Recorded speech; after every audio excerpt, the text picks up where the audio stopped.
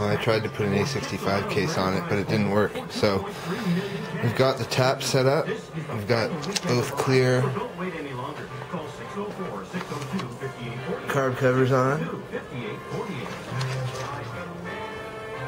There. And we've got the rear tail light fixed. We're going to put on the rear bracket now. We've got the oil level indicator now, working very well.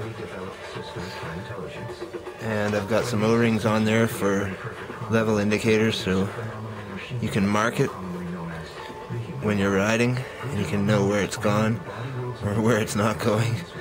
And also the color will determine also the quality of the oil in there. I'm sure it's going to turn black right away, but just for the record, it looks really nice right now. I used some brass acorn nuts on there, hide up the crude studs that we had welded on. No leaks.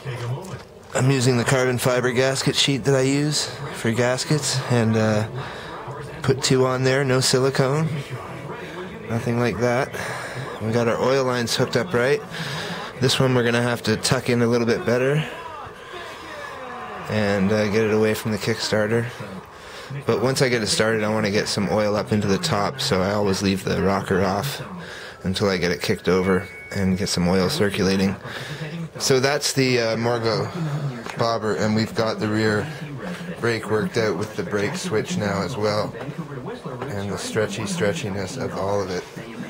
So that's the work we did today, and we're going to fire it up tomorrow, I think, once we get the rear brake stay back on after it's been welded and fixed. But I wanted to show you that oil level indicator, and it's very well mounted there, quite rigid and strong. It's mounted on rubber O-rings, so it should resist all vibration. We're going to put some rubber down the spine here so that the tank is actually mounted on rubber rather than against the powder coating there, which is basically rubber anyways. And the R3 is coming along fine, waiting to pull the gearbox out, and the tank is now hopefully repaired on that bottom line. It looks quite rigid now. It's not fading out there, and we have our large air purifier here that we suck the excess overspray with, and it works quite well. So, and we always have our mask, of course. Important to have a mask when you're painting. So there we go, folks. Hopefully we will find a use for all those spray cans that we bought for yellow. We got about 2 or 3 of them that we didn't use. So